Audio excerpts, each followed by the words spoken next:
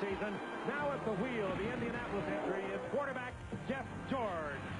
This is my team, and the team's only going to go as far as Jeff George takes them. If I'm rolling good, the team's going to roll. A pro quarterback and a race car driver must make sense of the chaos before them. Of course, their performance is most vital and has the greatest effect on a team. Heroics by either can lift their entire team. Mistakes by either can be disastrous. Although the Colts won't be the first to take the checkered flag this season, it's up to Jeff George to correct his team's current slide and to step on it, because there's still some racing to do. We have 6 games left and no time to let up. So full speed ahead, and hopefully we can look pretty good. Tonight, the San Diego Chargers race the Indianapolis Colts on ABC's Monday Night Football. A perfect 70 degrees on the inside, where tonight the San Diego Chargers are in town to take on the Indianapolis Colts on Monday Night Football. Hello again, everyone. Frank Gifford with Al Michaels and Dan Dierdorf. A game tonight where both the Chargers and the Colts desperately need a win. Both teams came into this season with great expectation. The Colts last year were 9-7. That was coming off a 1-15 season in 1991. They limp in tonight 3-7. Meanwhile, the San Diego Chargers won it all a year ago in the AFC West. They were 11-5 a year ago. They beat Kansas City in the playoffs before losing to Miami. They got off to a very tough start this year. They are 4-6, but Al, when you talk to the Charger players and their coaches, you get the sense that they feel they can still make a run for it. And they had those 2 streaks of a year ago, 11 out of the last 12, and they won 7 in a row to finish. Maybe they can. They do. And, Frank, a lot of people thought this team was good enough to get to the Super Bowl. Right now they're fighting for their postseason lives. They need to score more offensively. They're averaging only 16 points a game. And to that end, back they go with Stan Humphries, who led them to those 11 regular season wins last year. He was injured, suffered a badly bruised shoulder in preseason, hasn't been 100% since, but back in the starting lineup tonight to try to get them regenerated. Defensively, they have to step it up as well. Last year, they were dominating defensively. This year, they are giving up a lot of yardage. We asked Coach Bobby Ross last night what it would take to get to the playoffs. He said 6 straight wins. Tonight, number 1. So San Diego, a team that hasn't lived up to expectations, and they've got some company, Dan, when they look across the field at the Indianapolis Colts. These are 2 teams, Al, you're right, that both thought that they were going to be in the playoffs this year. Indianapolis is farther away. They were so pleased to end up, as Frank said, 9-7 last year because they finished with 5 consecutive wins. They knew they had a problem, though. Jeff George was getting beat up badly in the pocket, getting sacked more than he should. So what they did was they went out and they got 2 big-time free agent offensive linemen in Kirk Loudermilk and Will Wolford. Between the 2 are going to make almost $5 million this year. Then what happens? No quarterback. Jeff George decides not to come to training camp. He has a 36-day holdout. He gets fined $144,000. He doesn't start until the 6th week of the season. The Colts offense is just now beginning to round into form. But guess what? It's almost December, and it's too late. Here at the Hoosier Dome, a less-than-capacity crowd. They did not sell enough seats to lift the blackout, so no local telecast in Indy tonight. The Chargers to kick off. John Carney to put it in the air. And he sends it into the end zone. Clarence Verdun from a couple of yards in. And Verdun, who's been plagued by fumbles in the last couple of games, nearly breaks it. Turns the corner, but is forced out of bounds up at the 25-yard line. Now the Colts. Offensively, Jeff George, after that preseason holdout, now starting his 6th consecutive game. And he is backed up by Anthony Johnson, who is mainly used as a receiver, a good-looking rookie, Roosevelt Potts. Hester and Langhorne are the wideouts, and Kerry Cash, the tight end. Then up front, Dan touched on the revamped offensive line featuring Wolford and Loudermilk, along with Dixon, Schultz, and Moss. 1st and 10, Indianapolis from the 25-yard line. And they begin on the ground, and they begin with Anthony Johnson, who picks up about 3 to the 28-yard line. Now let's take a look at the San Diego defensive unit, which has really been decimated by injuries this season and defections. Mims, Lee, Winter, and O'Neill up front. Bert Grossman underwent shoulder surgery. He's gone for the year. Hendrickson, Plummer, and the great Junior Seau, number 55. And then Frank with Darian Gordon, their top draft choice. At the corners, Carrington and Richard are the safeties. Second down, 8 from the 27-yard line. Johnson this time a split to the right. Potts is the sole running back. And this is Roosevelt Potts spinning, but going nowhere. Stopped by Chris Mims. Potts, a second-round draft choice from Northeast Louisiana, and he has taken over as their feature running back. Coming in tonight, a bit of a question mark with the hamstring that forced him out of the action against Buffalo in the first quarter last week. A rookie and a big one, 6 feet, 250-pounder. Third down and 8. Out of the shotgun. They split Anthony Johnson wide to the left. Potts stays in the block. George throws. Catch is made up at the 39-yard line by Jesse Hester. And every time you begin to wonder about Jeff George and how much talent he has, take a look at a pass like that. Zip right there. I've talked to a couple different personnel people around the league, and when you talk about Jeff George and strictly throwing the football, the only other name you hear mentioned is Dan Marino. The release, the velocity, the ability to throw that deep out like we just saw right there. This is a unique and rare talent in Jeff George. It's just that he's not the total package yet. There still seems to be a few things missing, but those things, a lot of people think more often than not are between the ears. Pass a little bit high, but hauled in by Hester as George retreats, throws again, and there's that out again to the other side, caught by Reggie Langhorne, who was covered by Darian Gordon. Another first down. I'm just right on the limb. I've never seen anyone throw a football like Jeff George.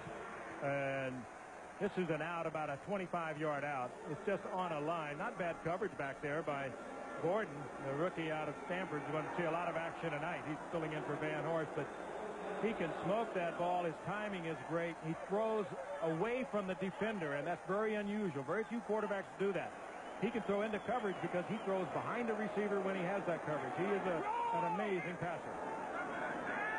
First down at the San Diego 49-yard line. This is Anthony Johnson. And he's taken down behind the line of scrimmage. They're back in Colt territory. Gary Plummer, the first to get to him, and Steve Hendrickson finishes him off. You know, I made the mention about Jeff George and the total package, and I said, you know, some of the problem seems to be between his ears. One thing I don't want to imply that it's a lack of football sense. That's certainly not the case at all, or a lack of what's going on the field. It's just throughout his career, whether it be collegiately or here in Indianapolis, he's been plagued by curious decisions, by what he wants from the game of football, what he's willing to devote to the game of football. And a lot of people question how badly he wants to play the game of football. Second and 13. It's caught underneath by Kerry Cash, and he's out of bounds at the 44-yard line. Ted Marchabroda in his second year, and he is the guy who's got to bring George along. And when you talk about Jeff George, one word always comes up no matter whom you talk to, and that word is maturity. Well, Teddy Marchabroda is the guy to have around, too. Number 1 draft pick as a quarterback himself a lot of years ago. But he was the one that has developed a lot of quarterbacks around this league. You think back when he was head coach at Baltimore, Burt Jones. He's very important in bringing Jim Kelly along in the no-huddle offense. So he is a perfect coach for young Jeff George. On third down and 5. George buying time, finds the open man. Caught at the 29 by Jesse Hester. And another first down on a very good-looking opening drive for the Indianapolis Colts. You know, Dan, now remember the first exhibition game we came here against Philadelphia? Yeah. The very first time he dropped out of the pocket, chased out of the pocket. Buddy Ryan coaching the defense of Philadelphia. We said it. Buddy would shoot everyone they did. It was the same kind of a move. He was forced out of the pocket. He moved out to the right. We'll watch Jesse Hester here.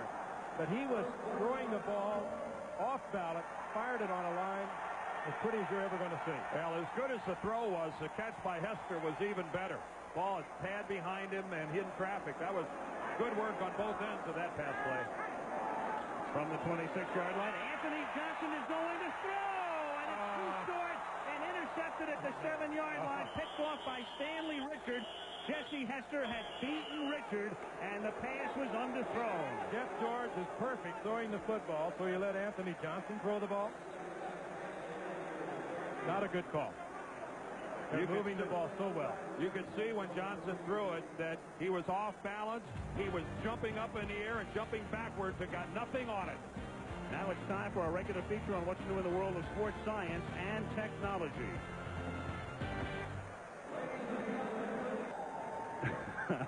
Well, it is the Hoosier Dome, and now we see a lot more domes there. The skull caps aren't nearly as scary as the masks were, though, back in Halloween of '88. That's right. I'd rather look at the bald heads than 20,000 of each of us staring back at us. That was eerie. Might set a new fashion precedent. Who knows? I don't think so. Let's take a look at the San Diego Chargers. Stan Humphries, hurt in preseason, as we mentioned, started the first 4 regular season games. Has been coming off the bench, and now starting tonight. They start from the 2-yard line, off the play fake, a ton of time, and then he drops it off underneath from Marion Butts, and the big running back takes it out to the 15 for a gain of 13 yards. The rest of the San Diego offense now, they begin in the backfield behind Stan Humphries with Butts. We'll also see a lot of a good-looking rookie, Natron Means. Miller and Lewis are the wideouts. They use a lot of double tight end with Young and Walker. Swain, Zandowski, Hall, Capuzzo, and the longtime New Orleans veteran Brock up front. They've been decimated along the offensive line this year. Here's Butts. After the 18 in particular, they really miss Eric Moulton. He's gone for the season. Defensively now, and Indianapolis has had to revamp because of injuries there. Defensive front, Hand, McClendon, Clancy, and they move Bickett from a linebacking spot to right end. Then Radisick, Quentin Coriat in his second year, and the veteran Harrod are the linebackers. Ambrose and Daniel are the corners. Baylor and Belzer in what has been a very vulnerable secondary. 2nd and 7. Humphries, chase, throws, incomplete, threw it behind Marion Butts, his new favorite receiver. I think McClendon might have got a piece of that. Every one of the front 4 now of Indianapolis is playing a different position. By putting Bickett at an end, every other guy up there has adjusted. There's McClendon, 95. Let's see if he doesn't get a right hand on the ball. He sure does right there. But they put Bickett down from a linebacker. He goes to a defensive end. Hand switches defensive ends. Clancy moves inside. An entirely different look here for the Colts. 3rd and 7. Humphries stepping up, throws. It's deflected and caught by Miller as San Diego gets a big break. Nate Lewis was the intended receiver. He deflected it, and Miller winds up with a reception. It's a 30-yard gain out to the Charger 49-yard line. Humphrey steps back into the pocket. There's a deflection right off the hand of Nate Lewis and right into the hands of Anthony Miller, and this came dangerously close to a 6-pointer. Miller can't fly. Once was a day in the National Football League. That would have been an illegal play, but the rule was changed a number of years ago. Miller with a 52 catches leads the team, and Humphries airs it out and throws it out of bounds. Good coverage. Miller, the intended receiver, and Chris Good was right there with him step for step. Perfect coverage by Good. Absolutely perfect.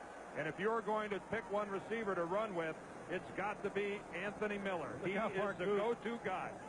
Look how far Good is playing off. This was obviously with that coverage Good was going to play, not the pass route, the call. Something along the lines of a 7-yard curl might have been the right pattern. Right. I think that would get their attention. Well, that won't tighten Good up, that's for sure. 2nd and 10, no score, 8:26 left in the opening quarter. Humphries deep drop, throws it out, and is lucky that one wasn't picked off. Eugene Daniel drew a bead on it as he broke in front of Johnny Barnes, and I think he was thinking about the end zone. Good look at the different velocity of Stan Humphries trying to throw that out as compared to Jeff George. And it gave Eugene Daniel a chance to close on the ball hanging up there. Daniels with a good play defensively. 3rd and 10, Bobby Ross in his second year. His team going up against the Colts, who are last in the league defensively. 3rd and 10. That means they've given up more yards than any other team in the league. And the pass is underthrown, intended for Nate Lewis. 4th down. John Kidd, the punt. The line of scrimmage is the 49. Clarence Verdun, no stranger to the Pro Bowl, but who's been plagued by fumbles in recent weeks, back to receive. Verdun's going to let it go, and it bounces into the end zone, and the Colts will begin their next drive from the 20-yard line. 51 gross, 31 net, 8:09 to go. No score, first quarter. Colts have it. Their second drive. Their first ended on an interception after a very promising beginning. This is Potts, and Frank had mentioned that he'd been bothered with a hamstring pull. Potts, in fact, did not practice all week, but he's responded, and here he is.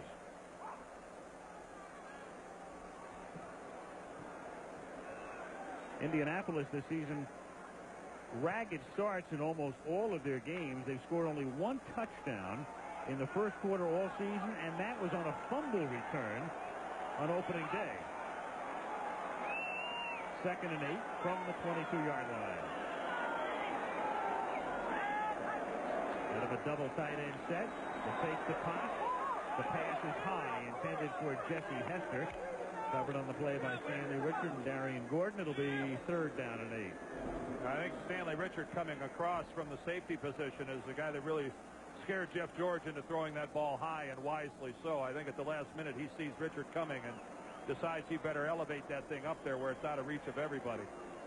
It's going to be a tough night for the Colts if they don't become more successful running the football. George is a wonderful talent, but he's got to have something along the lines of a decent running game to help support him somewhat. 3rd and 8 from the 22-yard line out of the shotgun. 4-man Charger rush. Good protection. First down.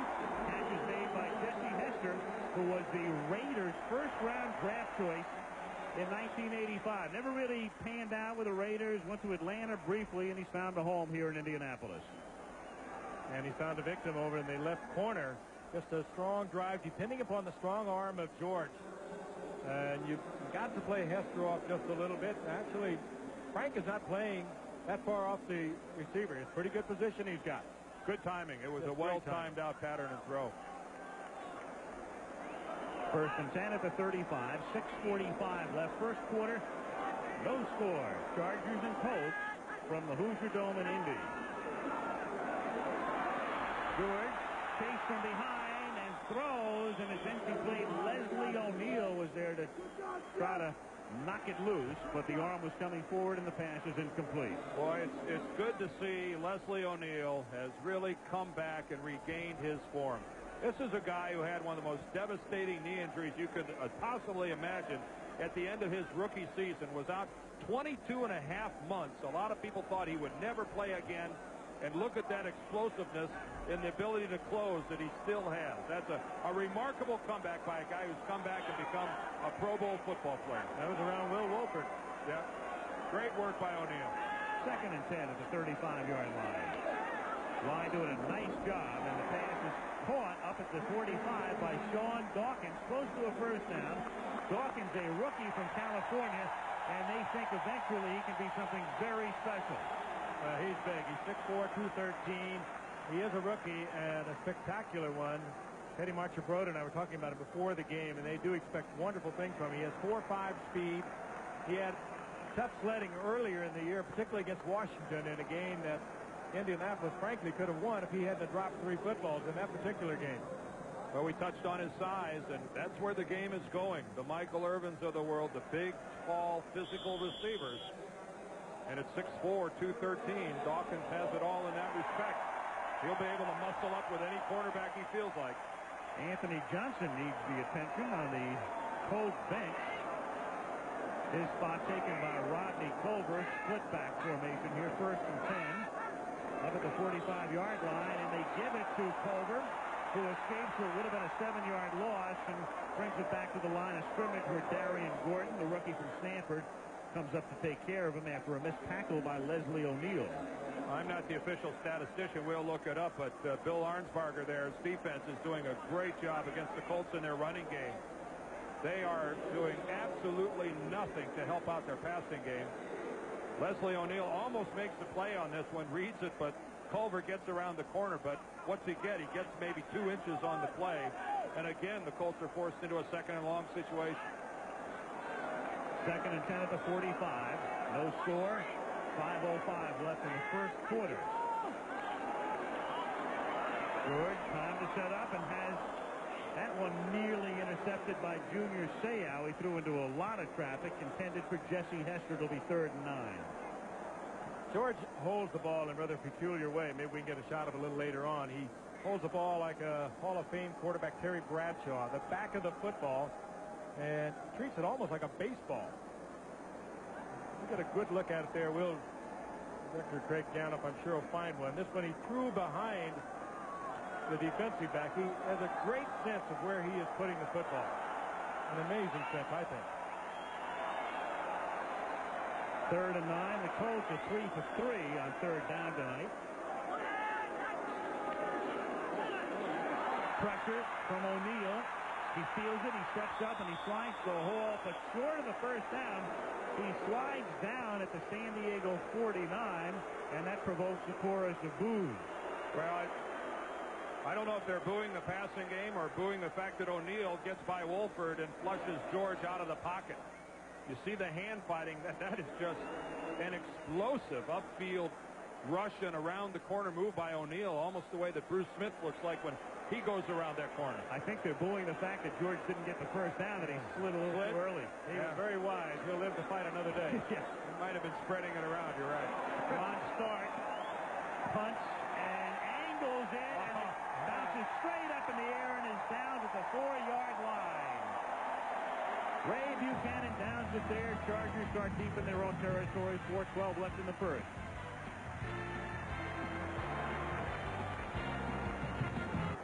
Jeff George on the sidelines, potentially one of the great ones. He handles the ball in a rather unique way. The index finger on the back of the ball, that time maybe just a nervous gesture. He completely flips the ball, but keep in mind he has also not fumbled the ball this year. Whatever it takes. Chargers begin their second drive of the game. Each has begun from the 3-yard line. This time Marion Butts takes it out to the 5. It'll be 2nd and 8. Quentin Coryat makes the tackle. Bobby Ross, a college coach at Maryland, and he turned around a moribund Georgia Tech program and won a partial national championship. And then Bobby Beathard said, "Do you want to go to the NFL?" And he said, "Yeah, right time in my life in his 2nd season." But he'd come to know Bobby Beathard and the Redskins when he coached in Maryland. 2nd and 8. The catch is made up at the 10-yard line by Dwayne Young, the tight end. It'll be 3rd down and 3. Again, let's go back to the graphic there. At drives begun at or inside the 20-yard line. San Diego 2 for 58 this year, converting to touchdowns. Granted, the league average is low, but 2 for 58 is terrible. Only the Colts, ironically, would be worse. 3 for 59 wouldn't be much better, but it would certainly be meaningful right now. 3rd down and 2. A long 2 from the 12. And it's Ronnie Harmon out to the 15. That's an interesting utilization of Harmon, who's a 3rd down back. They throw to him a lot. He caught 79 balls last year. They use him on the ground here. It's his 30th carry of the year, and he picks up a 1st down.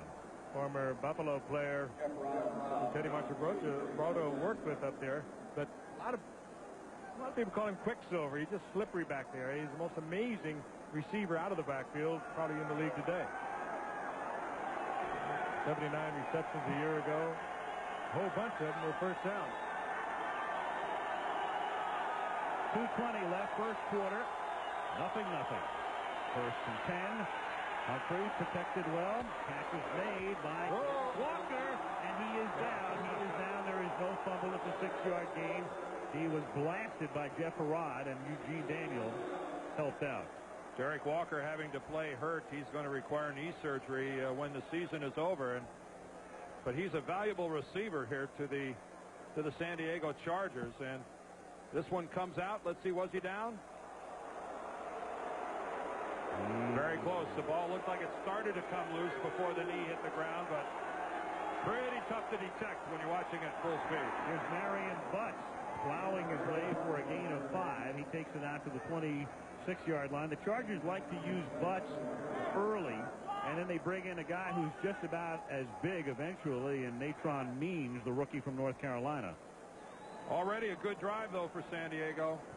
They've moved the ball out beyond their 25. If it ended right here, it's still a pretty successful drive when you consider it started inside their 5. Sam Clancy out, Willis Pegues in along the defensive front. 1st and 10 from the 27-yard line. The fake to Butts that buys time for Humphreys, and he finds the open man. That is Sean Jefferson out to the 44-yard line. Tackled there by Chris Gould. Give a lot of credit to the offensive line, and also Butts, who picked up the blitz, one of the rare blitz on the part of Indianapolis, and you can see a safety blitz. They brought number 36, John Baylor, and of course that gives you single coverage downfield. It picked them up, and they had time to throw the football. 17-yard gain, 1st and 10 at the 44-yard line. Nate Lewis in motion. Little toss back to Butts. And he gets upended as he reaches the 50-yard line. Jeff Parrott makes the tackle, and that will be the final play of the first quarter. Good, solid work on the line of scrimmage by Bobby Ross's San Diego club. And right now they're making the Colts look like the 27th rated defensive unit in the NFL that they are. End of the first quarter with no score. Back we come in the second quarter of Monday Night Football after this commercial message and a word from our ABC stations.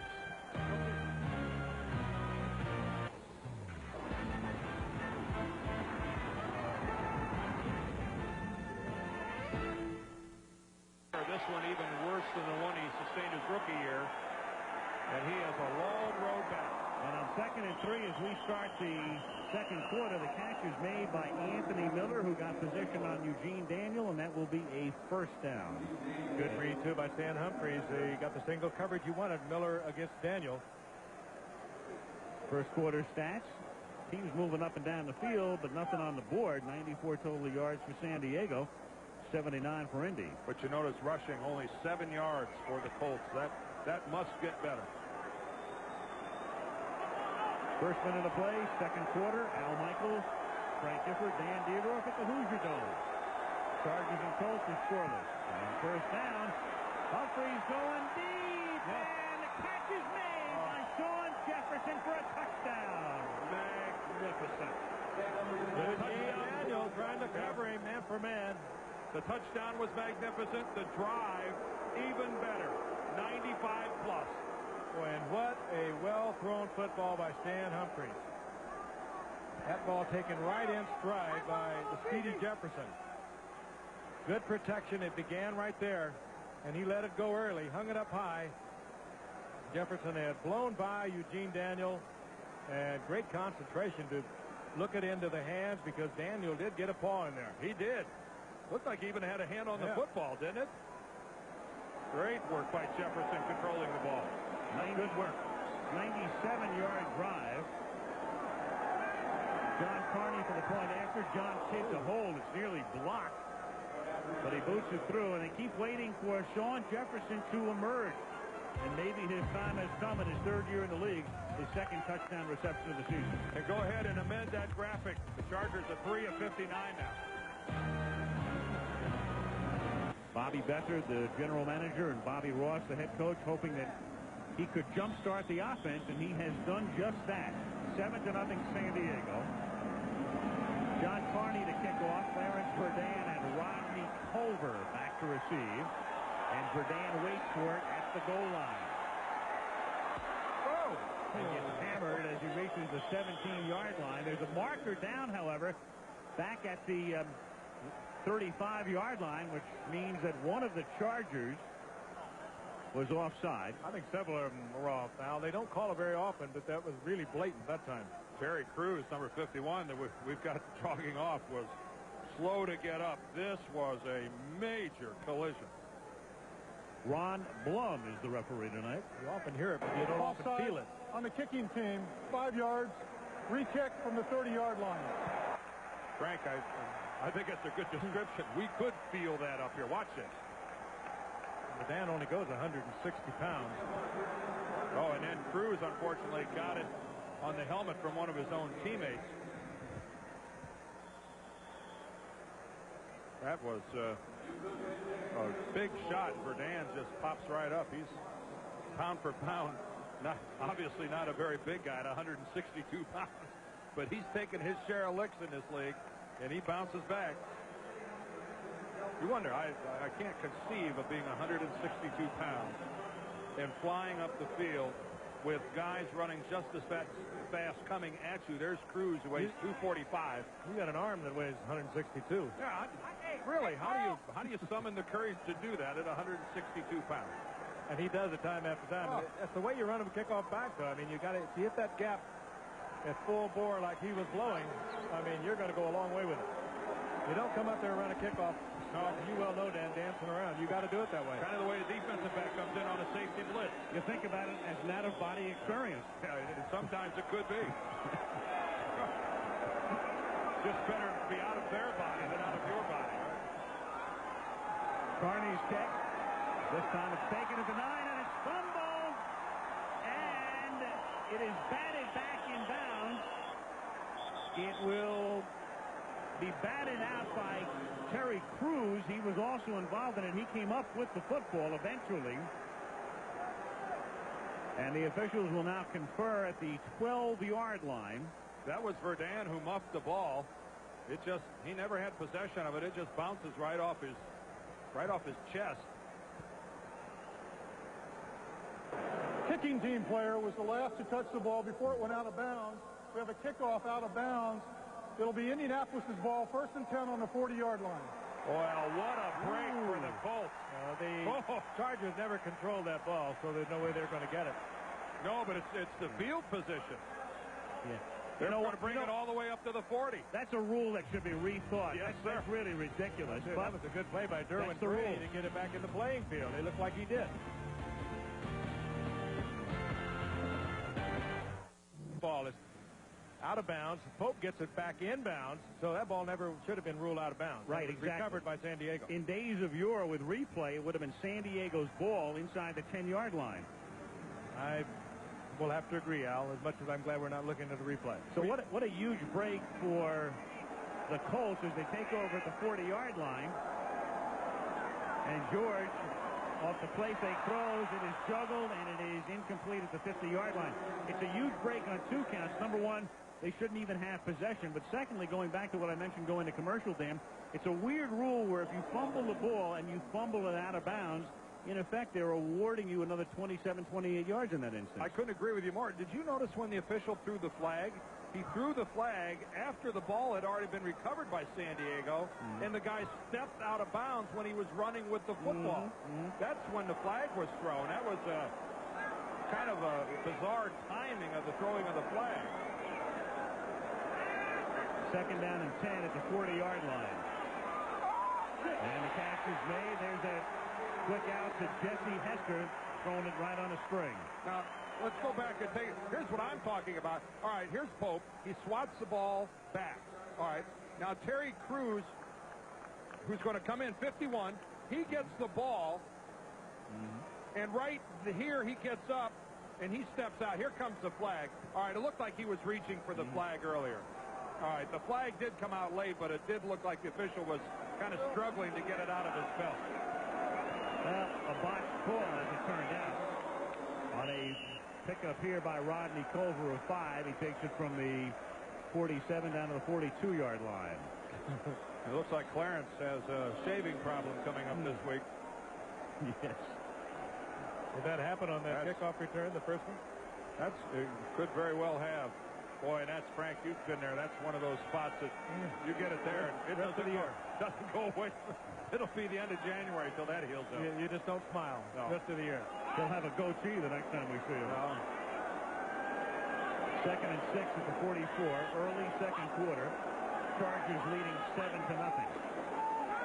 Culver behind Potts, but a great play by Junior Seau to tackle him from behind. Oh, he just eats that kind of play up. You pull 2 guards in front of Junior Seau. He's in behind the lead guard, and he is so quick and so fast. He reads the 2 guards pulling right here.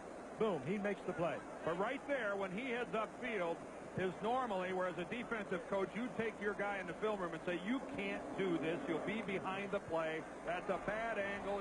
Well, with Junior, you let him go wherever he wants. When you have that kind of speed, you take any angle you want because you're going to get them. 3rd and 10, back at the San Diego 48-yard line, and his movement on the right side, and the right tackle moving for the tight end, perhaps, for the Colts. Could have been Kerry Cash. Yeah, it was Cash Al who popped up.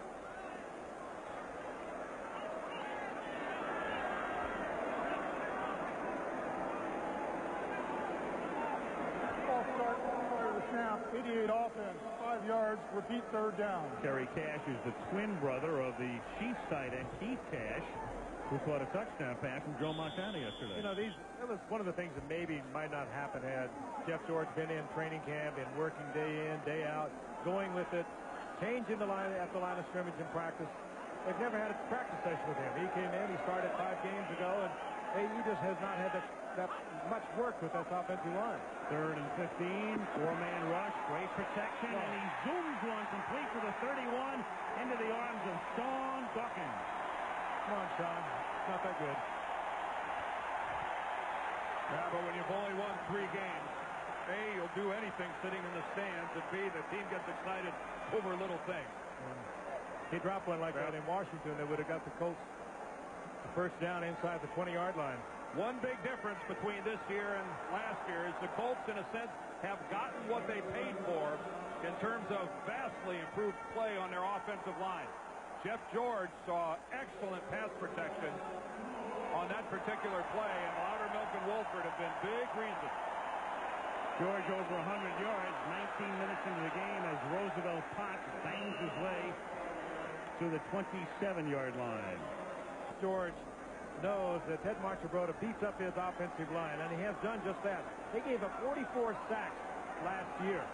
This year they have 16 they've given up coming in through 10 games. They're protecting him a lot better, and he knows it. 2nd and 5. Rodney Culver just across the 25-yard line, and will set up a 3rd and short. The Colts have been a very ineffective rushing team in 45 of the last 58 games going back over 4 seasons. Fewer than 100 yards on the ground, and that's the most such over that span by any team since 1947. And tonight, George is doing it in the air. On the ground, nothing. 1.4 per rush.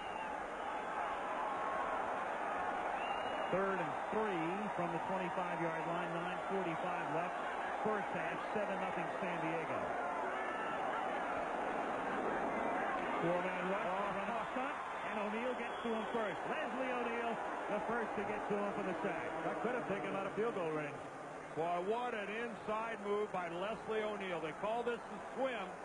You start upfield, and then you make a move to the inside. You hit with your left, take that right arm, swim it up over the top, and a textbook move there by Leslie O'Neal. Watch him here on the left. There's the swim move to the inside. Look how cleanly he beats Will Wolford and smothers Jeff George. Leslie O'Neal is turning in a performance so far as good as the defensive end can. Dean Biasucci will attempt a 53-yard field goal. Ron Stark to hold. The kick is no good. Plenty of distance. His best is 55, so he was right on the edge. Boy, just hooked. Yep. Right at the last minute. Halfway there, I thought he had it. And give that 0 to Leslie O'Neal.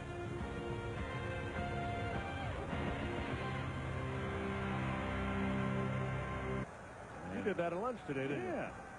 Very well. Read that a number of years ago. I think it's right. I've heard it on Monday night. Yes. First down for San Diego from the 35-yard line as Humphreys throws, and it's caught at the 50-yard line by Anthony Miller. He's at midfield, and that's a Charger first down with San Diego on top, 7-0. It's almost like Stan Humphreys was listening to us today. I can do that too. He threw about a 25-yard out and right on the money away from the defender, and Miller making a good drive on the defensive back, Chris Good, but a well-thrown ball by Humphries. 8:55 left in the half. Ronnie Harmon is in on first down. They swing him into the pattern, and Humphries flips it to Harmon. And Ronnie cannot stake out Eugene Daniel, and then pays the price. Well, next week we go to Irving, Texas, and this has turned into be one of the more interesting and intriguing games of the season. The Eagles got off to that great start, destroyed by injuries, but rebound with a win yesterday, 5-6, against the Cowboys, and all of a sudden now, after 2 straight losses and an amazing game against Miami on Thanksgiving Day, it's a critical game for Dallas. They're a game back of the Giants in the NFC East. Dallas and Philly next Monday night. 2nd and 9. This is Natron Means, the rookie from North Carolina. And Means gets it to the 43-yard line. Tackled there by Jason Belzer. The Giants go down and play Miami next week. Turned into some race. Great job by Danny Reeves. Certainly right up there in the voting for Coach of the Year. I don't think there's any question about that.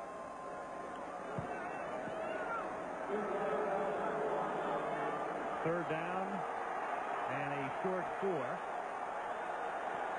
at the Indianapolis 43-yard line. Humphries with a deep drop and throwing deep and too deep, intended for Sean Jefferson. Trying to slip the zone, and pretty good read by Humphries. He laid it up there, gave Jefferson a possibility, but he was not going to throw it into the crowd as Jefferson tried to split the 2 deep defensive Colts. 4th down. Line of scrimmage is the Indy 43. John Kidd, his first punt tonight, went into the end zone. 51 gross, but only 31 net. Clarence Verdun is back to receive the kick. We'll see if Kidd can angle this one out of bounds. Going for the right corner. And it bounces at the 9. And it takes a good bounce for San Diego because they can down it at the 2-yard line. Indy is backed up. Well, San Diego's got 97 yards, and then we'll find out if Indy can go 98. The playoff hunt for the San Diego Chargers. They've lost a couple of excruciating games. If Humphries can find the range, and he seems to be on his game tonight, that could make some difference for this team. Well, and it's not like we're not talking about a team that's not used to going on streaks. After the dismal start last year, they rebound and end up with, 11-5. So this is a football team that when Bobby Ross talks about winning the last 6, they did it last year, so they certainly know they could do it again. You talk to them, they really believe it, too. And if you go 11 out of 12, as they did last year, beat Kansas City 17-0 before getting knocked out by Miami, they feel they can do this again.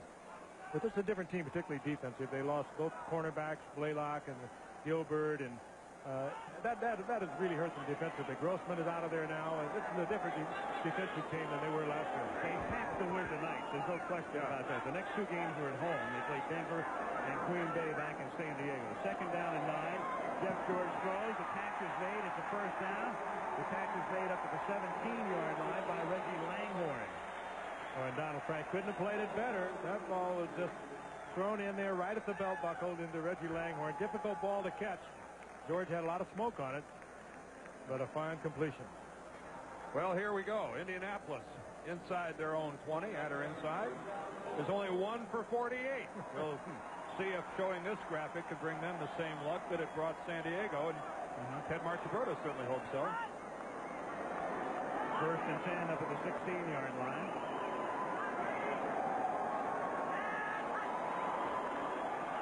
George throws, and the catch is made by Hester. It's an 8-yard pickup. Pulls it in up at the 23-yard line, tackled by Donald Frank. Guess if it works once, it'll work twice. Donald Frank is, I think, beginning to wonder, what did I do to you? Top of your screen, this is actually a zone defense. And Hester reads it along with George, breaks it inside. Perfectly thrown ball again. 5:15 left first half. San Diego leading 7-0. George obviously changing at the line of scrimmage, running out of time on the play clock. And 2nd and 2. Roosevelt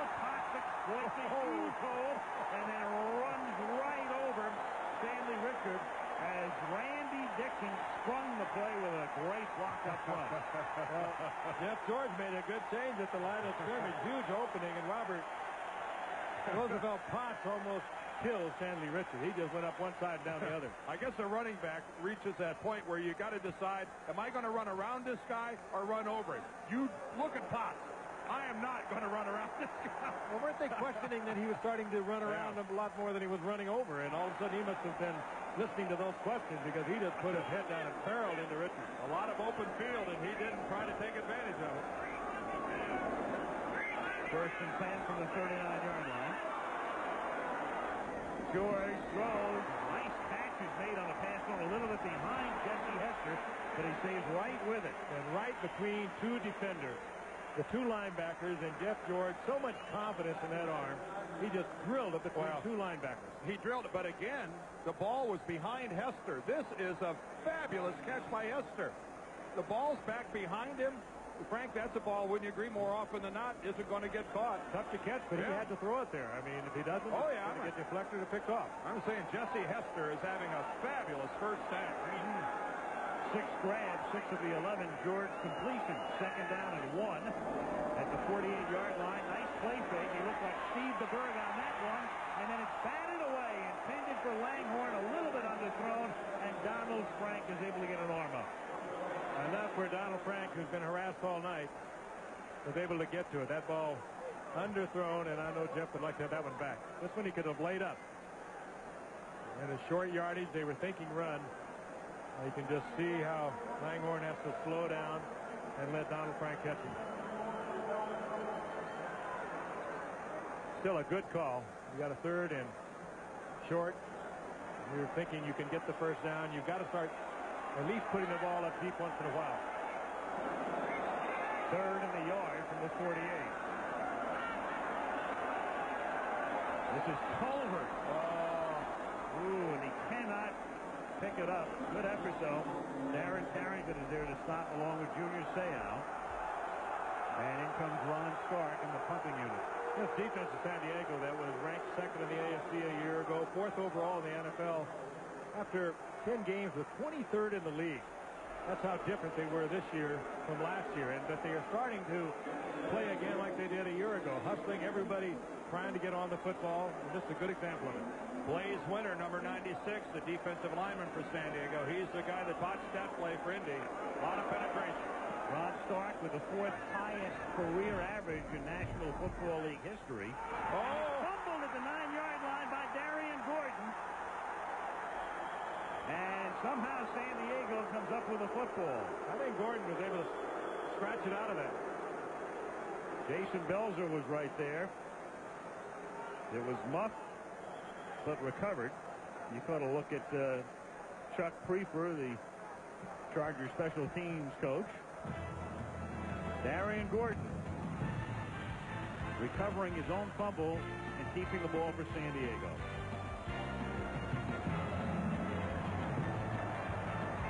There's number 29.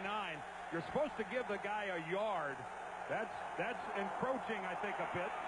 Here's Ron Means, the rookie, and he takes it from the 9 out to the 26-yard line.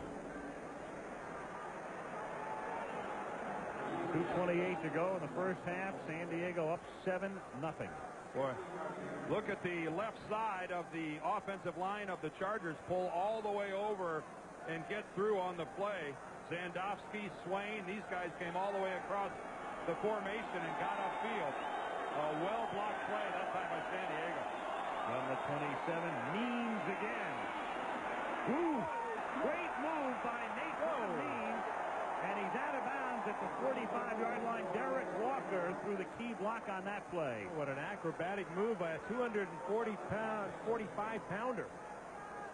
Spotted at the 49-yard line. 25-yard gain. He was hurdled a defensive back and came up to make the stop. This is beautiful running. Big man. Keep in mind, he's 5'10", 245 pounds, right over the pile. Again, though, Zandowski and Swain on the left side with Walker.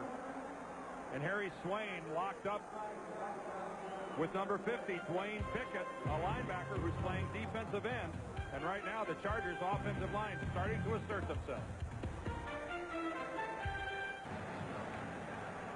Rick Venturi, the defensive coordinator, former head coach at Northwestern, was the interim head coach here in 1991 when they fired Ron Meyer before they hired Ted Marcabrota. And this is Nathan Mean in a pinball machine going nowhere. And Venturial's taken a bit of a gamble tonight in the way that he has moved everything around up front. And there's one of the gambles right there, taking Pickett, a pure linebacker, making him play down the entire game. Timeout Chargers. Down at 9 at the 48-yard line. San Diego leading 7-0. They have 2 timeouts remaining. Ronnie Harmon for a hard yard is tackled by Skip McClendon. And Chargers conserving their 2 timeouts. 3rd down 7 at the 47-yard line. Clock down to 1:35. John Freeze, backup quarterback now with a headset on. Humphrey throws, and the catch is made by Jefferson. He's out of bounds with a 1st down. That's the 2nd time with this half that the Colts have gambled and come with a blitz and not gotten anywhere near Stan Humphries. Locked up with single coverage and a rather easy conversion to a 1st down. And that left single coverage. Yeah. And Daniel has been beaten several times now. Well, you can't, Frank, if you're going to take the chance and blitz and lock up one-on-one back there, I think there's a time limit as to how long you can expect your guys to lock up and stay with this talented group of Charger receivers. 1st and 10 at the 38-yard line. 1:29 left in the half. Harmon, nice move. He's met and stopped at the 31-yard line by Jason Belzer. And San Diego takes its 2nd timeout with 1:19 to go in the 1st half.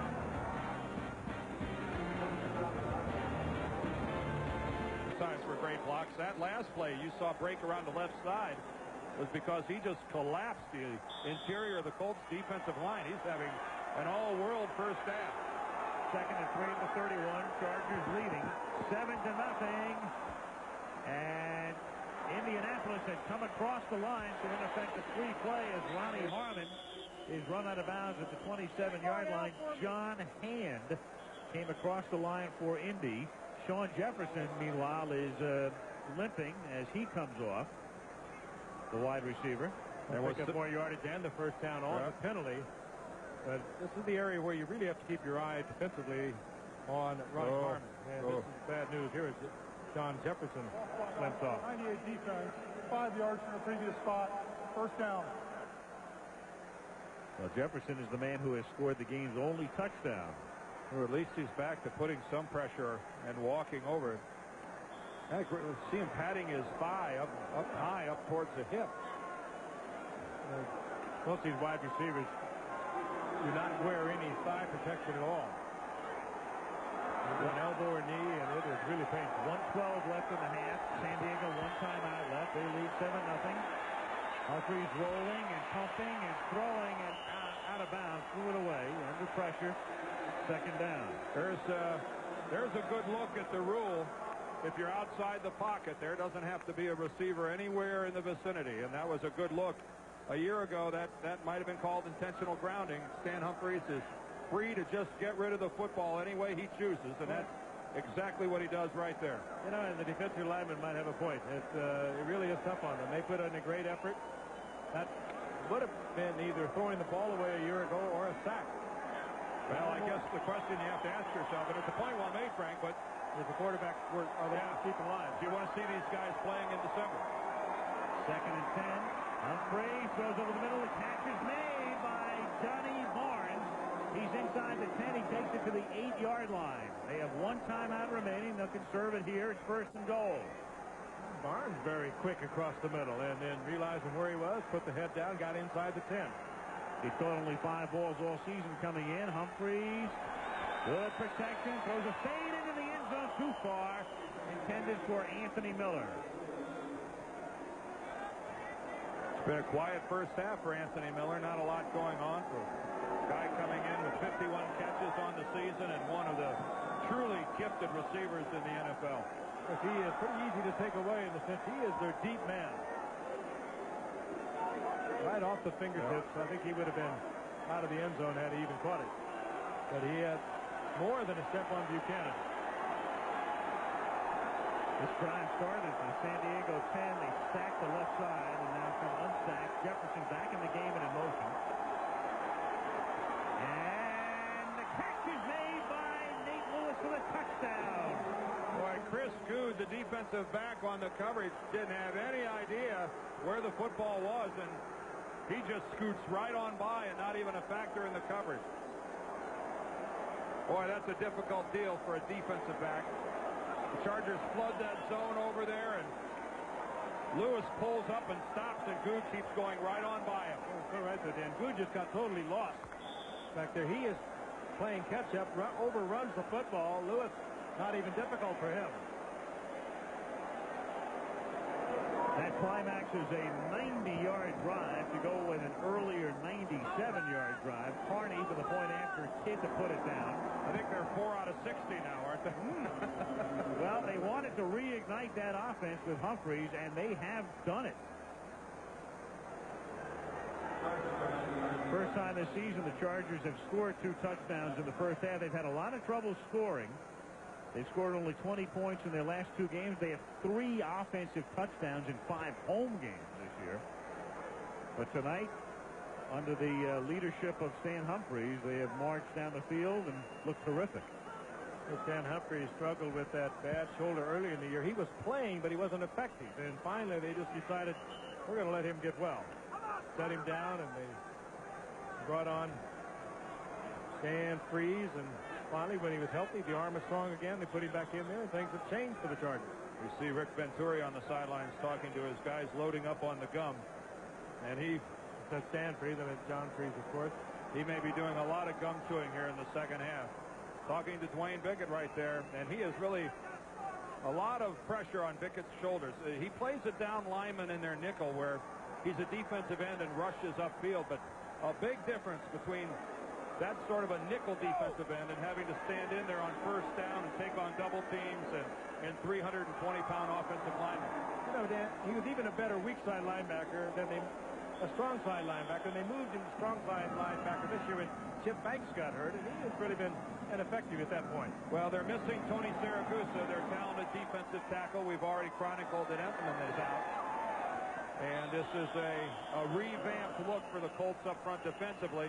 There's Saragusa right there on the sidelines. They're hoping to have him back next week. He's got a bad ankle, and he's been steady inside for the Colts.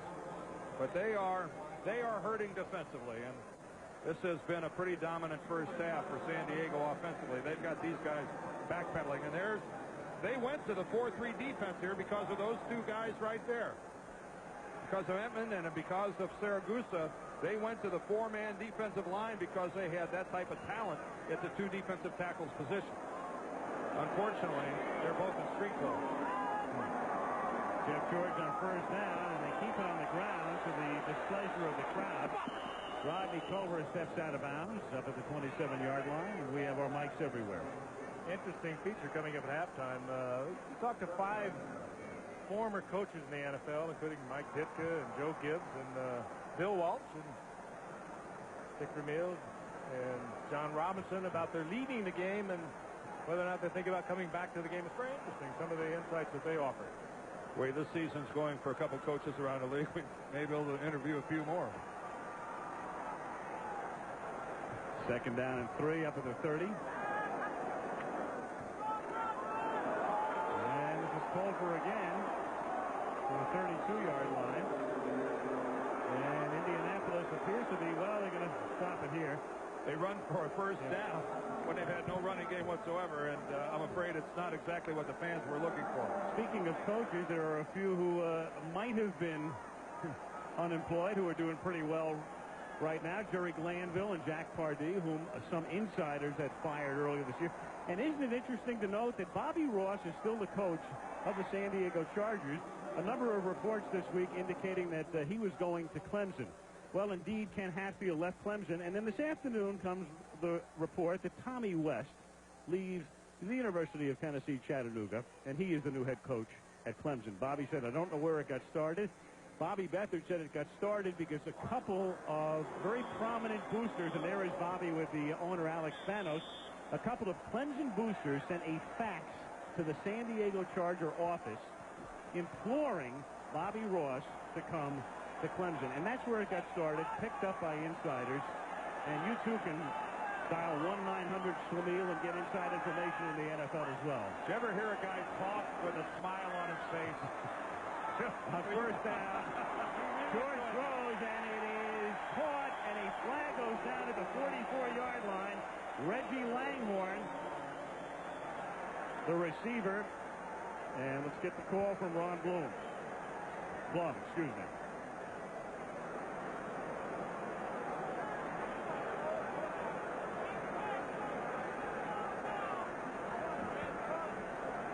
Well, there's 12 seconds on the clock as the interference call goes against the Chargers. So we do get an opportunity to see San Diego. 24 defense. It's a spot foul. First down. Sandy Richard, he had that hand wrapped around the receiver early.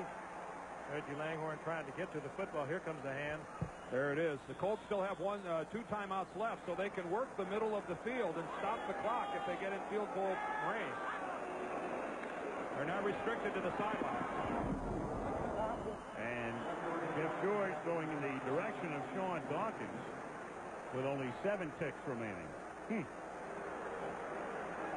Now you're pretty much restricted to the sideline. Bill Arnsparger. Get the completion, any kind of run, you're going to expire for 7 seconds.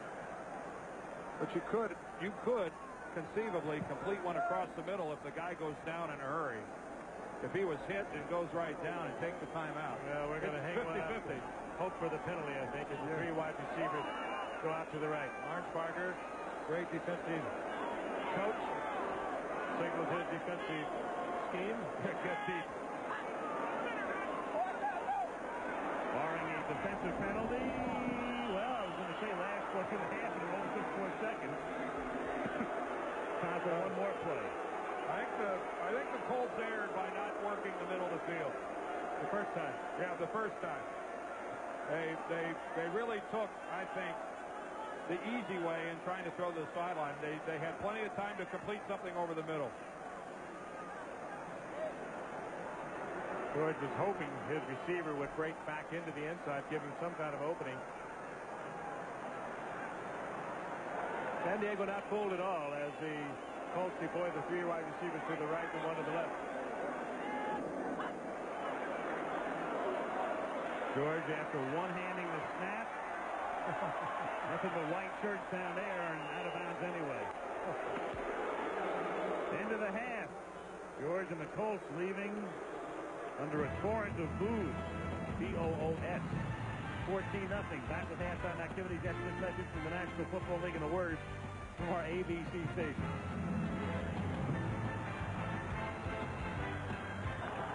We start the second half. Al Michaels, Frank Gifford, Dan Deerdorf, Hoosier Dome, Indianapolis, San Diego leading 14-0. And the Chargers will get the ball. Dean Biasucci sends it skyward, taken at the 9-yard line by Nate Lewis, who scored a touchdown on a pass reception in the first half, and he brings the ball back out to the 21, and there's a marker down. It's been a relatively penalty-free game. Ron Blum, who is a teaching golf professional, is the referee tonight.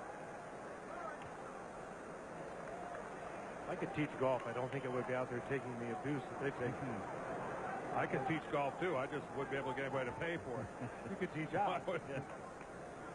Where could I find a sucker that would want to learn anything about golf from me? Well, make me an offer. I am better than you. That's the only thing I feel confident about.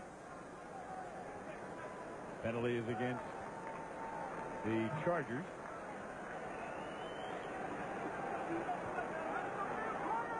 So they will begin deep in their own territory, but that's where they like to begin, the way things have been going tonight. Block in the back, above the waist. Number 58 on the return team. Half the distance. First down. Well, the Chargers have gone 97 yards and 90 yards, so they begin at the 7-yard line, trying to begin a 93-yard drive, 1st and 10. And Marion Buck falls down and scrambles back out to the 9-yard line. Tonight, in comparison to the rest of the season, in their first 10 games, 57 drives beginning at or inside the 20, 2 of them resulting in touchdowns, and tonight, 2 for 3.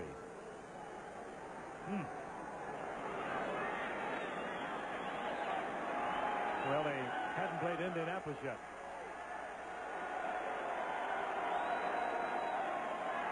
On 2nd and 8, Humphrey throws. That's the tight end. Derek Walker, first down. And half kidding about that. Indianapolis coming in after 10 games, the 27th team in the league defensively. Well, they struggle to get points on the board. They have given up a lot of yardage. See, Frank, most people think I'm the only one that's that cruel. Glad to see you getting in on it here. You're right. You'll get blamed for it, though. Probably so. You're right.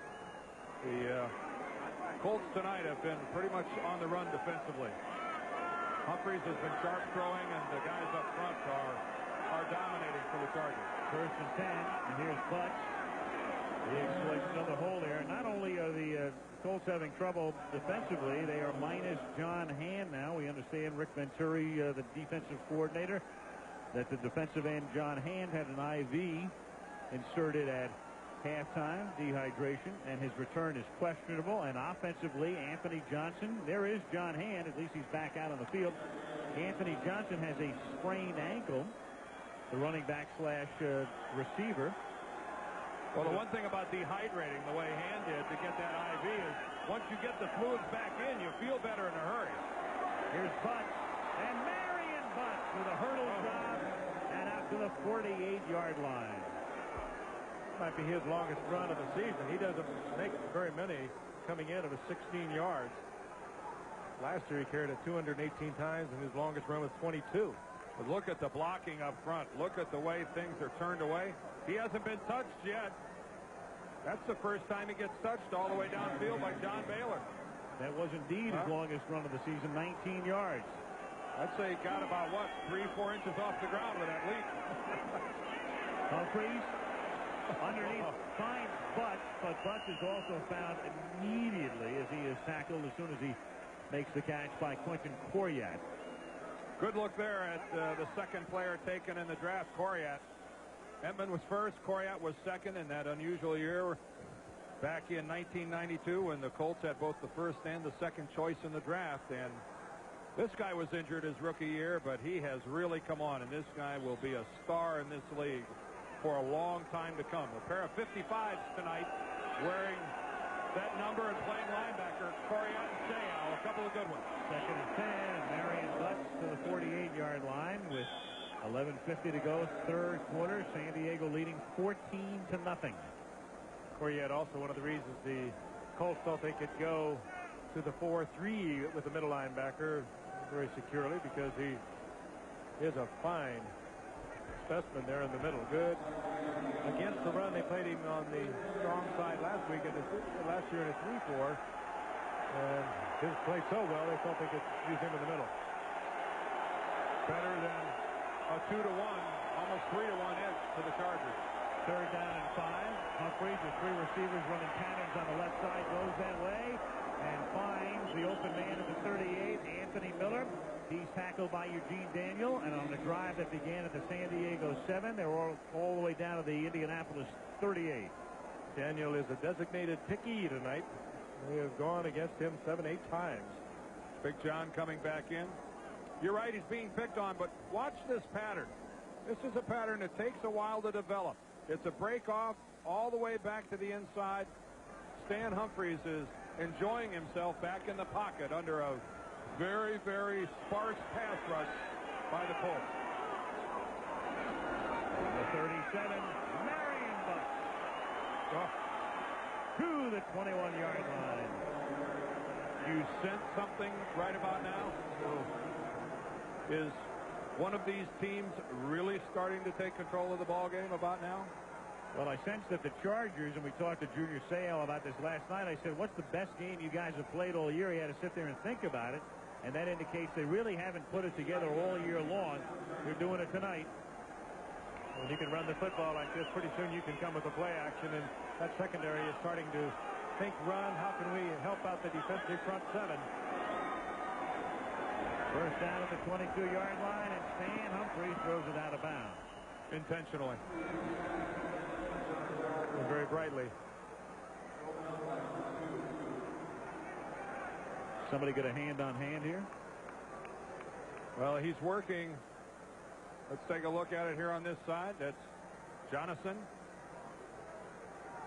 And he kind of gets that left arm, but still a good work there by John Hand, getting inside, getting upfield, and putting Humphreys on the ground. Wonder what was in that IV. Yeah, I want to know. Inquiring minds want to know. 2nd and 10. Oh, boy. Marion Butts to the 15-yard line. Just dominating up front are the San Diego Chargers tonight.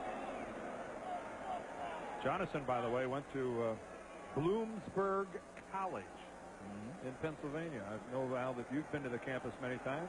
There he is, number 74. The Bloomsburg Bomber working against Scott Radisick. I bet this looks good to Bobby Ross. Also, we talked about the defensive players they lost. They lost their entire right side of the offensive line to free agency this past year. They just rebuilt that entire right side. 3rd and a short 4. Ronnie Harmon, he's going to be very close to a first down. They have to get to the 12-yard line. Might be close enough to measure. Think he got there? Nate Lewis says he's got it. See where they put it down.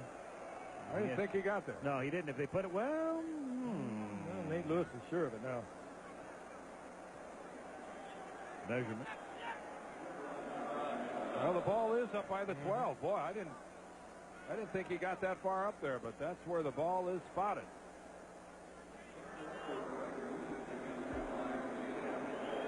I think they're about to run out of chain here. Yeah, they're teasing us. Ooh. Oh, they were hiding a little on it. Yeah. It looked taut, and it wasn't.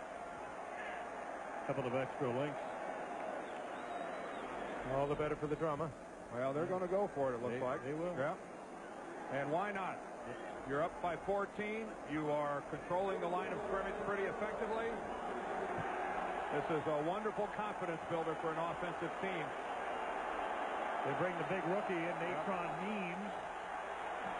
And they run him in as the tailback. They run Steve Hendrickson in there, the versatile one. He can play linebacker, special teams, or fullback.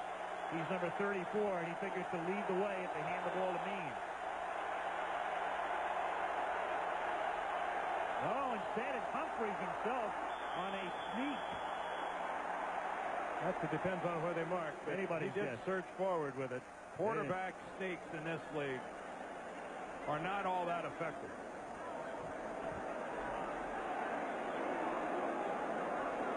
Quarterback doesn't get much of a run at it. You're more dependent upon a beneficial spot by the officials when you run a quarterback sneak. Well, the ball's inside the 12. Oh. This will be tight. I don't think he got it. No.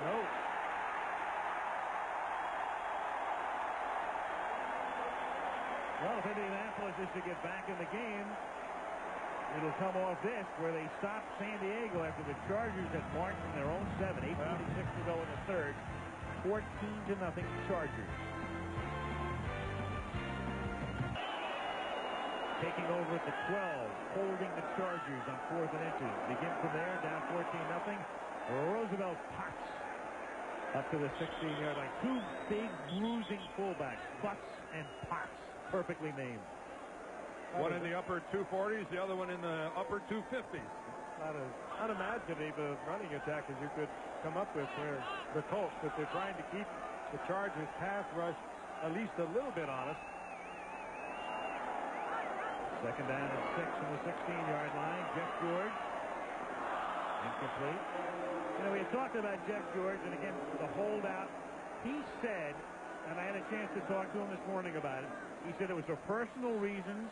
It was nothing to do with the organization or the coaching staff. It wasn't a money thing. He said, I don't want to talk about the reasons right now because they would be a big distraction to this team. I will probably talk about them at the end of the season, is what he said. 3rd down and 6. George throws, and Jesse Hester can't make the catch, as Frank might have gotten a hand on it. I don't know if he did or not, but Jesse Hester has made some very difficult catches all night long. That was appeared to be right in the hands. And again, Jeff George able to throw across the body after being pressured out of the pocket. Doing about as well as you can expect anyone to do it. George is now 0 for his last 6 and 11 for 21 on the night. 3 and out for the Colts. And this is Ron Stark to punt. Line of scrimmage is the 16. Darian Gordon back to accept it.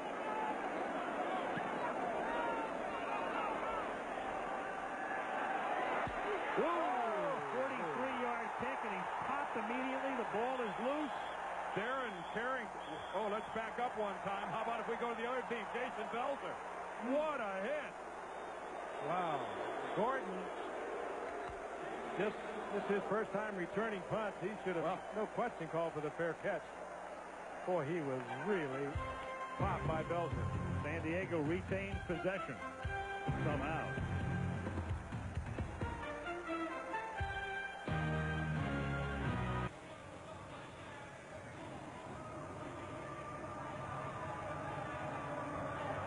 The big hit, but you could see that Gordon muffs the ball, and it was coming out before that shot by Belzer.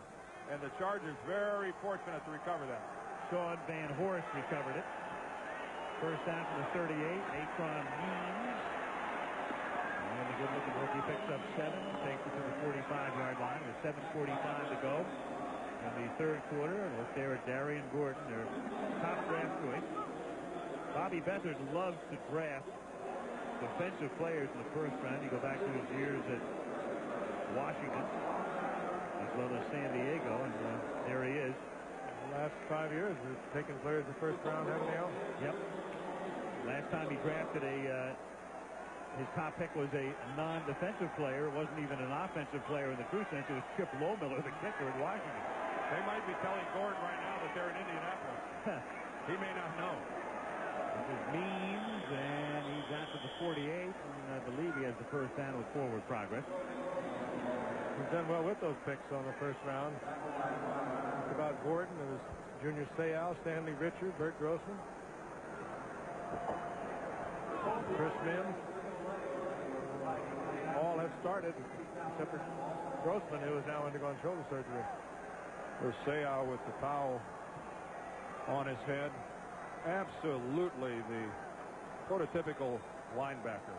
Just physically perfect. On first down, Humphrey slings one complete for another big gain. This time to Johnny Barnes to pick up 21 yards. Well, keep in mind that Stan Humphries came into tonight's game with the lowest quarterback rating in the league. This guy had a rating of something like 49. And that's because of the shoulder injury that he got in the final preseason game. He just couldn't effectively throw the ball early in the season. And we've been told that he is all the way back. And look at the way he is throwing the ball tonight. There is no question of that. Over 200 yards, as you see, a pair of touchdowns. And Stan Humphrey, his shoulder appears to me to be just fine. Means. Speaking of fine, he is running well tonight. Macron Means, the rookie out of North Carolina. You know, when Humphries came in a year ago, they came in from Washington. Consequently, it wasn't all that tough a deal for him to get accustomed to the San Diego Charger offense, because the Charger offense basically, Bobby Ross stayed with the system numerically that was brought in by Dan Henning, a former Washington Redskins coach. And so Humphries, when he left the Redskins to come to the Chargers and John Freese went down, he just stepped in numerically. It was the same system he knew, and so it was an easy change for Stan Humphries. At the 17-yard line, Means again to the 13-yard line. Atron Means, and they looked at him very closely in the draft. All general managers will tell you when in the second round you got a guy available who they felt was a first rounder, they pick him. But in particular, when Rod Bernstein left to go to Denver, they knew they had a spot to fill in the backfield, and he figures to be the guy. And in fact, the way things are going right now, Means will clearly be the starter in '94, maybe before this season. He's a good-looking back. I mean, he's only 21 years old, I think, and he'd still be a senior in college. This would be his senior year at North Carolina, and he would be a redshirt senior. This would have been his true senior year. Means escapes a would-be John Hand tackle, and then Dwayne Beckett is there.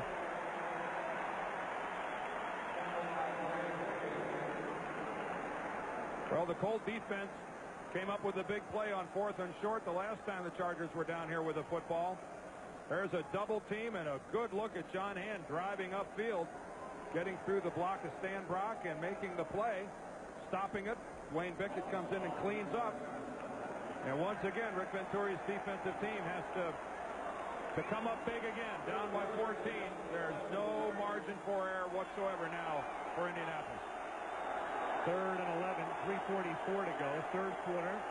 San Diego leading 14-0 and trying to make it 21, almost, but incomplete off the fingertips of Anthony Miller. And that's one he more often than not would come down with. Placed well by Stan Humphries. Ray Buchanan with the coverage.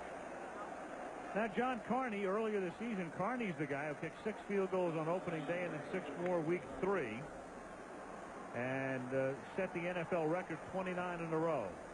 That's Buchanan making a play against Anthony Miller. 36-yard attempt for John Carney. His new record streak is in jeopardy. Norm Johnson of Atlanta has 25 in a row currently. And Carney's kick is good.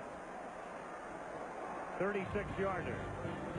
3:33 to go in the third. 17-0. Bolts.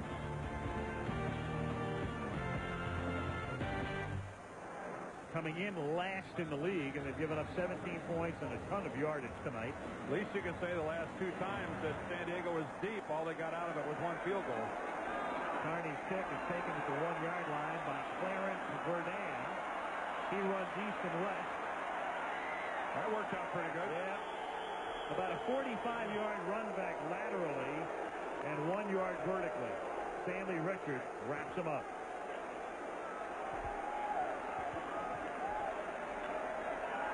San Diego special teams coach Chuck Prefer, quite happy. Different story on the other side. Brad Seeley can only shake his head. What happened, he says. They could go back to the start of the season, have Jeff George not hold out, not lose some of their key players to injury, and they are left to wonder about what could have been here in Indianapolis. I've bet on a few horses that have run that way recently. First down for Indianapolis in the 2. You've owned a few that run like that. That too. Incomplete. They met untimely ends, but coming back. Reggie Langhorne, the intended receiver. Well, when you haven't run the ball effectively all night, and now you're down 17-0, the threat of a running game is a hollow one indeed for the Colts. If they're to get back, the only way will be on the arm of number 11. 2nd and 10. George running around the end zone. Hits Rodney Culver. He's out to the 11-yard line, and he's a little short the first down. You don't want to spend too much time analyzing one play. But if we're going to wonder what might have been, what happens if instead of the interception on their first possession on the pass by Anthony Johnson, what happens if the Colts go on in and take a 7-0 lead? How different is it? 3rd and 1, and they convert. That's Terry Cash. I think it'd be 17-7. Could be. And Jeff George is hurt. Don Mikowski is the backup quarterback.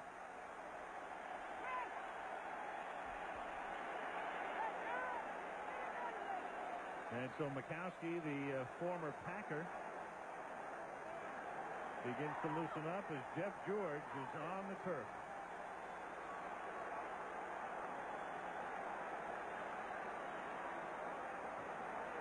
Hard to ascertain what the pain is at the moment, but it's very painful.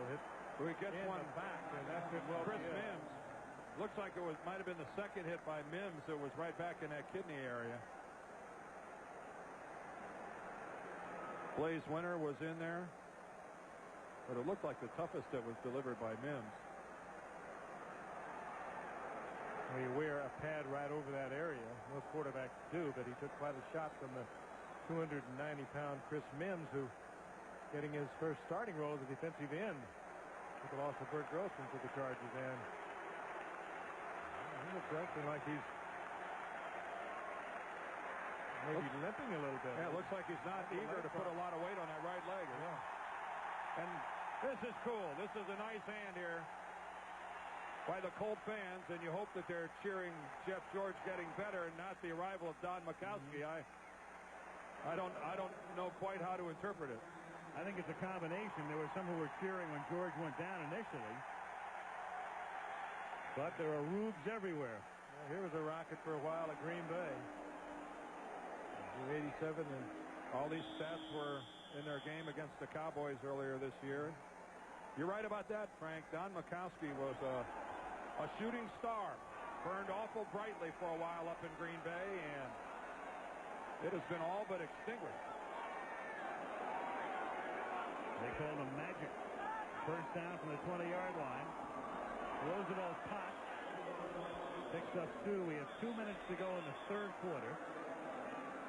And we'll get a report as soon as we can on the condition of Jeff George. We're looking at that right leg. He was in the grasp of Blaze Winter before he was hit by Chris Mims.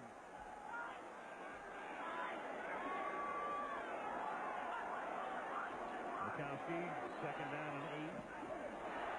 Throwing, and they indicated is caught by Jesse Hester. It's going to be a personal foul, I think. Flag is down.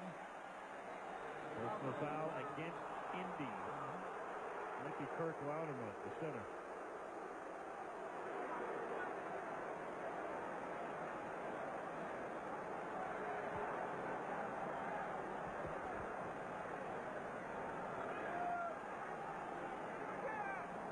Watch the center here, Loudermilk. He's number 63 there, right there with Mikowski. What the heck is that? Yeah.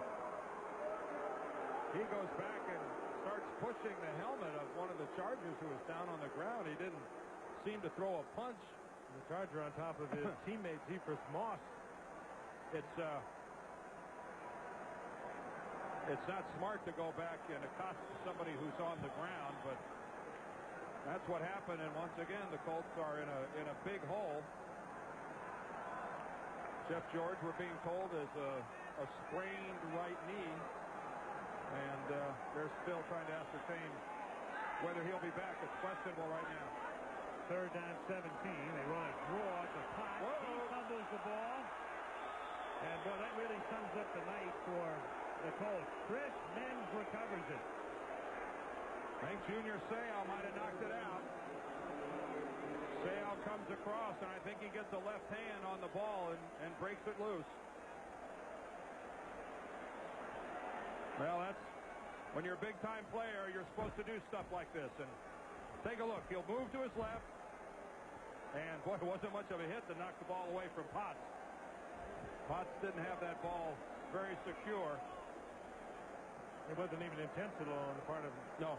No. He just threw his arm out there, and the ball came loose.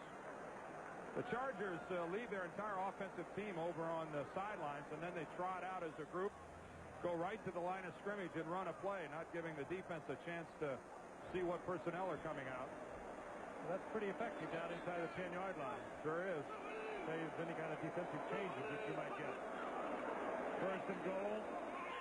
Marion Buck picks up 6, takes it to the 2. It'll be second and goal with a minute to go in the third quarter. And the Chargers, in very much a do-or-die game, are doing it. Trying to stay alive in that playoff hunt. They go back next week, and Bobby Ross's team plays their next 2 games at home against Denver and against Green Bay.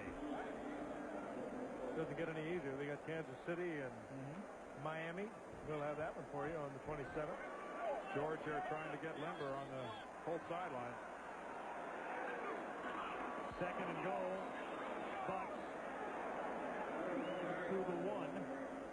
Third down and goal with 25 ticks remaining in the third quarter. Coriat makes the tackle. Humphreys is heading for the Chargers sideline. Looks like they'll be more than willing to run this at the start of the fourth quarter. That's exactly what they're going to do. They're going to let it tick down. And we'll begin the fourth quarter with the score. San Diego 17, Indianapolis nothing. Back with the fourth quarter of Monday Night Football after this from our ABC station.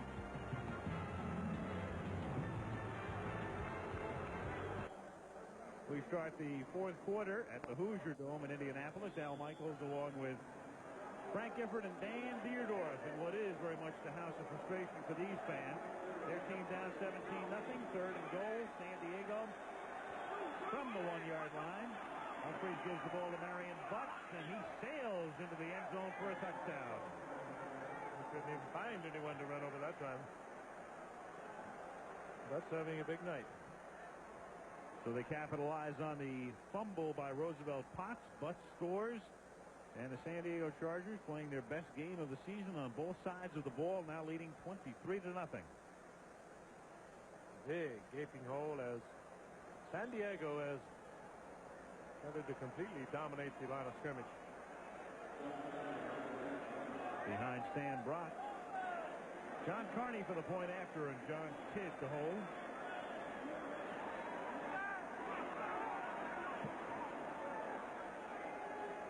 And the Chargers on their way to going 5-6, leading 24-0.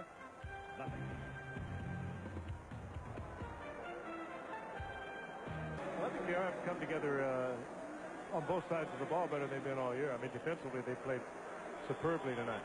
Think back to what Bobby Ross told us last night. 6 in a row, that's what we have to do. Well, after tonight, it's 5 in a row. And playing like this, and the way they did it last year, this team's capable of pulling it off.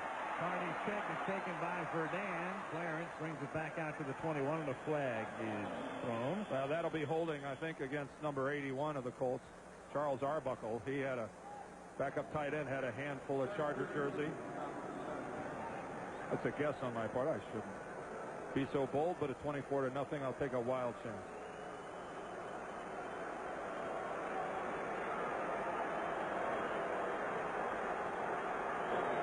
Holding 81 of the return team. 10 yards from the spot of the foul. First down. You are so precious. Even the blind hog will find an acorn every now and then. You're precious, too. Thank you. Timeout. Don't touch that dial. I didn't know you cared. I'm out of here. It's like saying... I guess Army is the home team, yep. so... Well, tune in next week for Hardy and Laurel, would you? The middies and the cadets. We'll just... From the 9-yard line, here is the pass caught by Roosevelt Potts. And Jeff George back in the game after being shaken up. Well, Paul Tagliabue, the commissioner, is here. He will head to Chicago after the game. The new franchise will be named tomorrow. You know that the Panthers of Carolina are already in. And will it be Jacksonville? Will it be St. Louis? Will it be Baltimore? Will it be Memphis? Well, the answer will be known by this time tomorrow night as the catch is made over the middle by Jesse Hester. One team, and I'm telling you, Dan, we've talked to a lot of people today, and I don't know who the favorite is anymore. Oh, well, I think it goes without saying there isn't a favorite.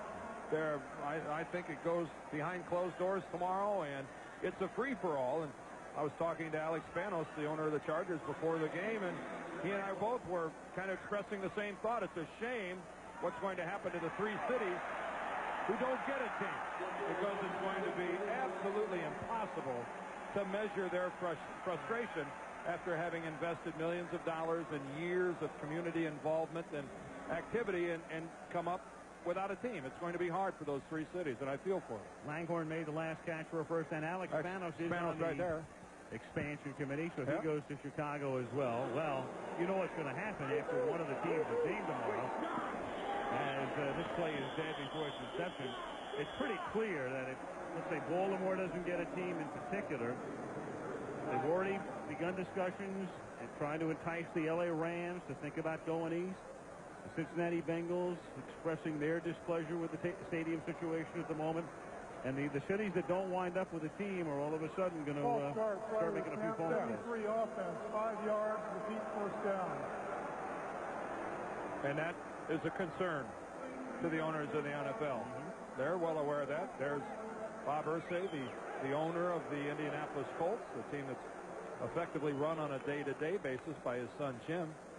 And you couldn't say that the other teams that are not picked will be designated down the line, and they will have an option, so to speak. Well, it's one of the possibilities, Frank, they're talking about is that naming, saying that within a couple years after 95, 97 or 98, that, well, a fumble. Randy Culver loses the ball, and Junior Seau picks it up, and he loses the football.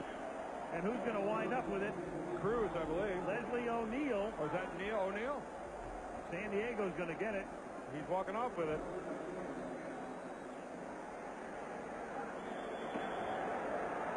And that kind of a night for Indianapolis continues. It was knocked loose by James Fuller, picked up by Seau. Oh, he tried to lateral it. By O'Neal. He threw it back to O'Neal. Now, who, at the end of that last play, made a ill-fated lateral attempt to Leslie O'Neal. He didn't go anywhere with it, and he's lucky he held on to it. Eric Bieniemy carries for the first time tonight, picks up 5. Second down and 5 at the 48-yard line. Eric Bieniemy picks up 5 to the 43.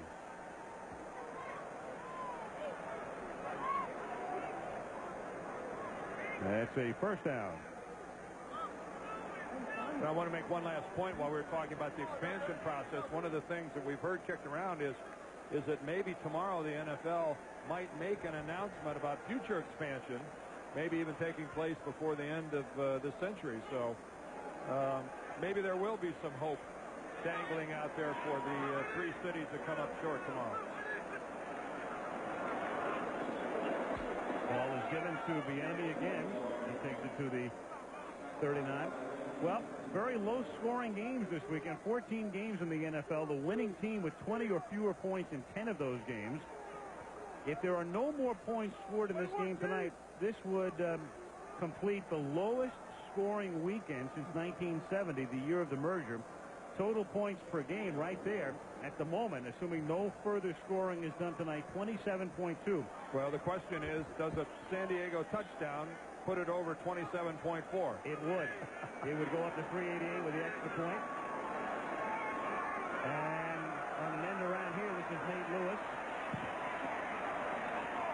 Whoa, it's a very nifty running on the part of Nate Lewis. All over the joint.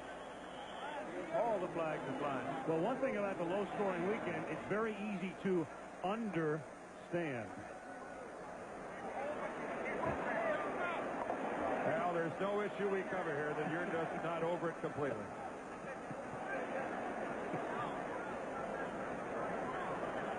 And this is a face mask that goes against the Colts of Indianapolis. Take a look at it right there. So obvious when that head snaps around like that. And Jason I might Belzer. say also dangerous. That's Jason Belzer. He's been all around the football tonight. Nate Lewis with some good moves to get to the outside. And it looks like this is the 15-yard variety. The guy when you don't let go. Yep.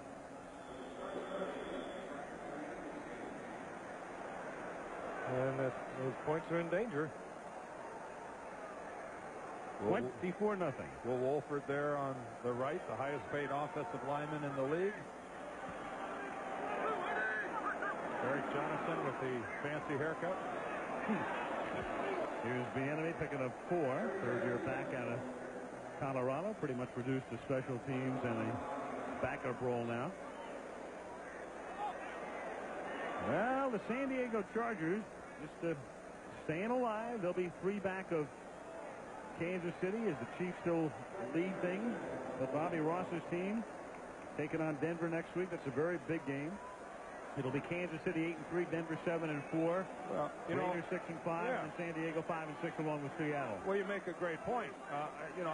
Consider the state of the AFC West. That this is a football team that's tied for last place in the division. I mean, how good a football are they playing over there? Certainly from top to bottom, the most competitive division in the NFL, when the worst team in the division is 5-6. And it looks like Montana may well be back for the rest of the season. That was Bieniemy taking the ball inside the 5. It'll be first and goal. On the subject of of close races. No team has more than a one-game lead in any of the 6 divisions this deep into the season, and that hasn't happened since 1980.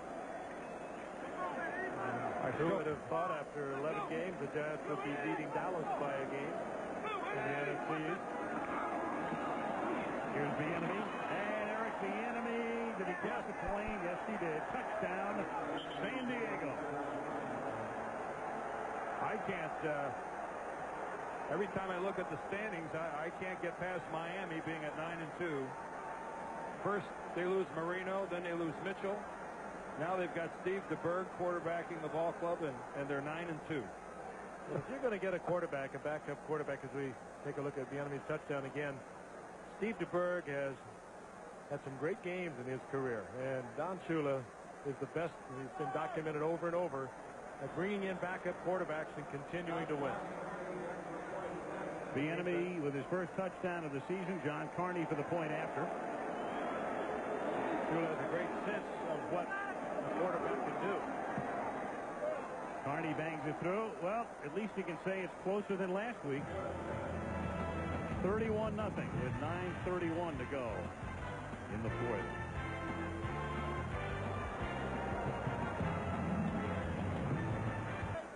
Mikowski is back in. George was shaken up, came back in for a series, and now they're not going to fool around. Risk further injuries. Down 31-0.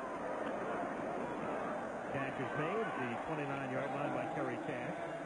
The average margin of victory in a Monday night game this year has been 16 points. So we have seen a few one-sided affairs. The rest of the league averaging an 11-point differential this season, which is above the norm. This might get us up to 17 points. Yes.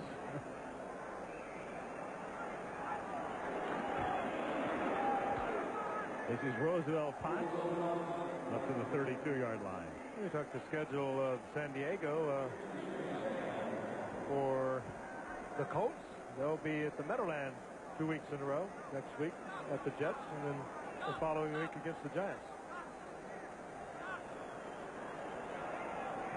3rd down and 1 at the 33-yard line, and the draw, Roosevelt Potts takes it up to the 40-yard line.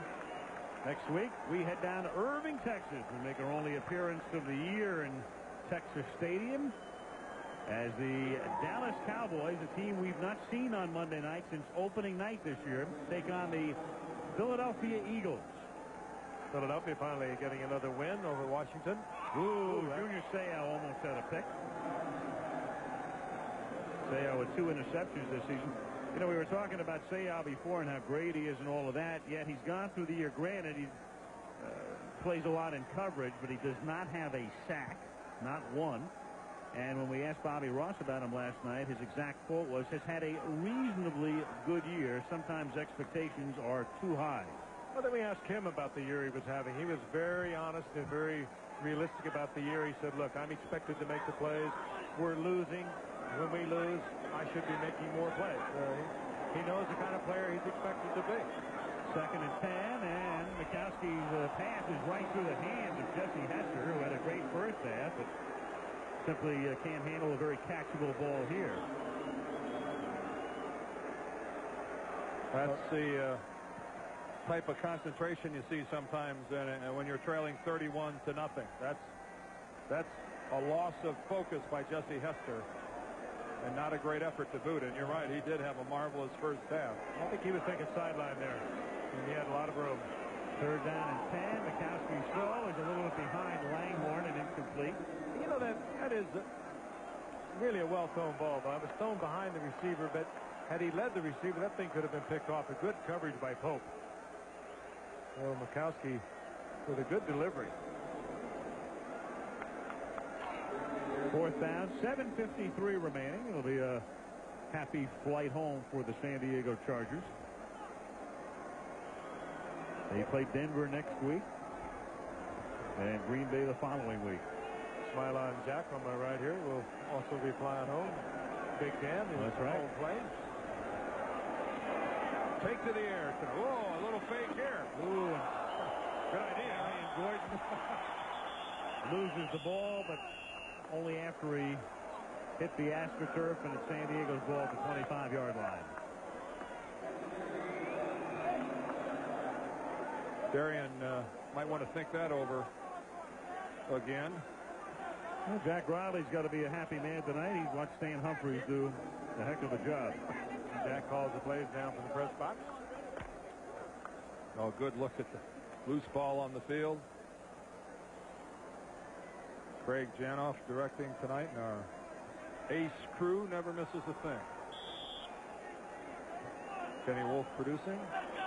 John Freese will close this one out as Humphries sits down for the rest of the night after a big night for him. Eric Bieniemy. And they'll just run as much time as they can off the clock. John Freese had been the starter ever since Humphries needed more time to get back to 100%. And Humphries has been everything Bobby Ross had hoped he would be. And now Freese will finish this one out. And there is Stan, who is all the way back, apparently, after tonight's performance. Looks pretty sharp for a guy making his first start in 6 weeks. I like him. He loves to just let it go every now and then. Bobby Ross was talking about it last night. That touchdown pass he threw earlier in the game to Sean Jefferson, I think that's what Bobby Ross was talking about. He says he just likes to air it out every now and then. Here's Bieniemy. Eric out at the 34-yard line, very close to a first down. How about the way their offensive line plays tonight when you consider that 3 of their 5 starters from last year aren't here? Broderick Thompson left. Dave Richards is gone. Eric Moten is hurt. And as you can see right there, 1977 is back in the lead. Yep. 93 has fallen all the way into second place. And now could they possibly overtake 1991? Stay tuned. Bobby Beathard and Alex Spanos very, very happy about what's taking place tonight. Bobby will head down to the locker room to congratulate the troops.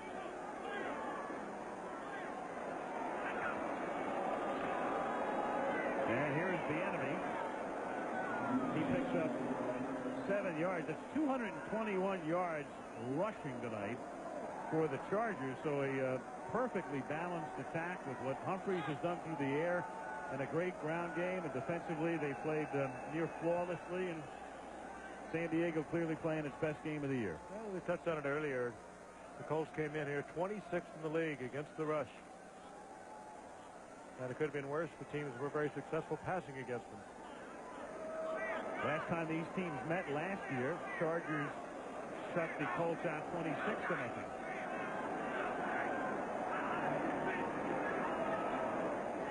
Bieniemy, first down. These two teams met twice last year. You know, it's a point we haven't touched on tonight. Both these teams went into this year with very high expectations coming off last year.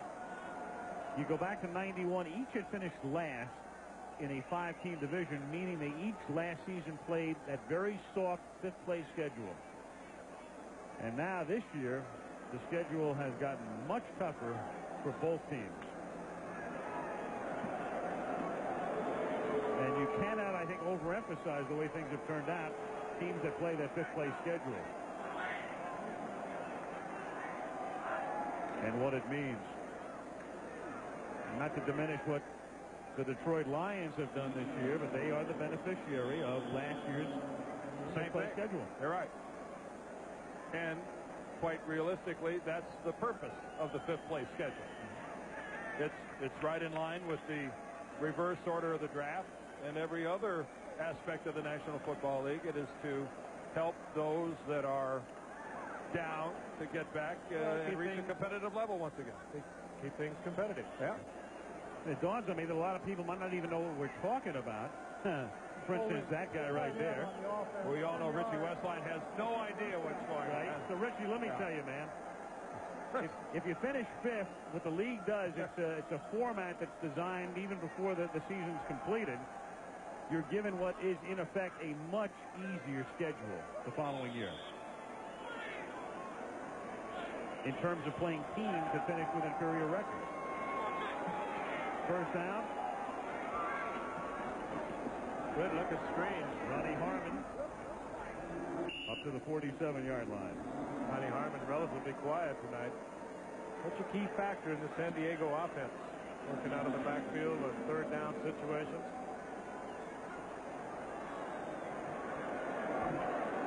tonight. 45 receptions, 79 a year ago.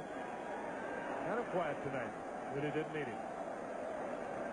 Little over 4 minutes to play. Chargers leading 31-0.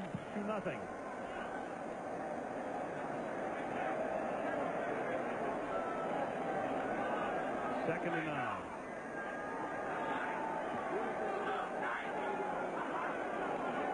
Freeze on a delay. And Ronnie Harmon takes it to the 45-yard line. It'll be 3rd down and 1.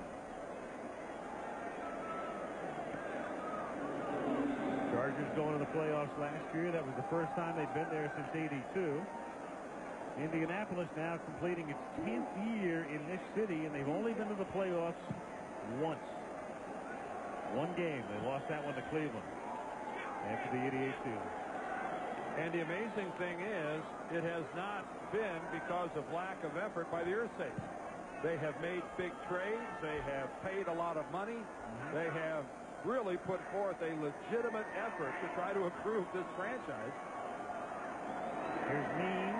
You know, some franchises are, I think, justifiably criticized by some of their fans for having low payrolls, for never seeming to make a move when they have a glaring weakness on their squad, not filling it with some talent. And you certainly can't say that. And there's Jim Irsay right there. You cannot ever say that about the Colts. They think back to the Eric Dickerson trade. Well, yeah. And the trade for the number 1 pick for Jeff George. And just moved think, a lot of people around. Just think about their immediate concern this year was they had to have help on the offensive line. So they go out, they pay Will Wolford $2.6 million this year. Kirk Loudermilk is getting like $2.2 million. They aggressively attack their problems. They signed Will Wolford and then brought him in and operated on his shoulder. Yeah. They weren't sure he could even go on and play. It just hasn't translated into wins and losses. I said after the '88 season, it was actually in January of '88, end of the '87 season is when they went to the playoffs at one time, and it was Dickerson who helped lead them there. He was going to take them to the promised land, but it was hardly a round trip. Eric Dickerson never took anybody to the promised land. No, sir. Back we come after this message from the National Football League.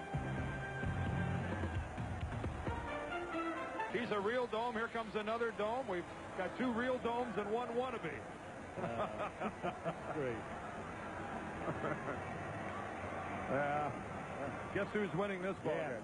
The look of a group up 31-0. If you didn't know what the score was, I bet you'd guess that the Chargers are leading. Well, the Chargers haven't been on Monday Night Football since 1986. The last time they were on a Monday night, Plummer was one of the 2 guys who was on the team, and Leslie O'Neal was the other. Second and 1 at the 33-yard line as this one winds down. Last time they were on Monday night, Ronald Reagan was president. Right. 86. Yeah. Last time the Colts were on, Dan Quayle was in the booth. Is that right? I believe so. He was, indeed. 90. Was he here tonight? Yeah, he was here earlier. Yeah, you know, Chris Schenkel was here tonight. Here also. Our man Chris, who lives in Memphis, Indiana. And every time I see Schenk, I think about the Pro Bowlers Tour, which comes away again in January right here on ABC. Doesn't Schenk live somewhere by Lake Tippecanoe? That's correct. And Tyler, too. Yeah. He'll be reunited with Bo Burton, and away they go, huh? Yep. You know, it's always tough to make that 7-10 split, I'll tell you that. They'll be there and make the year for all those kegglers. Pins will be flying. When does that kick off, Al? Yeah, I think it's January 22nd. Yeah. Is that 3 o'clock? They'll be going for those old 7-10 splits. Yeah. Man, it makes my heart flutter. Oh, man, I'm telling you. The Pro Bowlers Tour. Right here.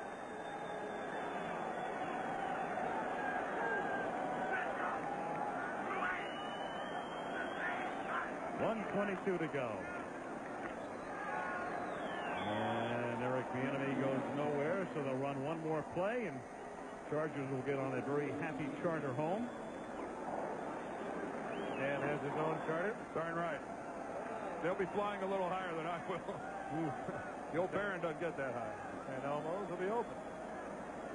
Then again, I don't have to go as far. Well, they said they need 6 in a row. Now they need 5. They crawl back to 5 and 6. Will that do it? Oh, 10-6? Yeah, 10-6. So almost certainly gets you in. It'll get you to the playoffs. It might not win the division, but right now they're just thinking about getting into postseason play. 9-7 might get you in. 10-6. Yeah. 9-7 has gotten some teams in. It's left some teams home. Right. 10-6 occasionally doesn't get a team into it. The 49ers 2 years ago. No. So Bobby Ross in his second season as the head coach of the San Diego Chargers. In the 11th game of the year, watches his team turn in a vintage performance. It's the most points the Chargers have scored this season, and clearly the fewest points they have allowed. In fact, in no game this season did they hold the opposition to single figures. Ted Marchibroda's team is now 3-8, and we take this traveling circus to Irving, Texas next week, where the Philadelphia Eagles will visit the Dallas Cowboys. San Diego wins 31-0. Till next week, Al Michaels, Frank Gifford, Dan Deirdre. Good night from Indianapolis.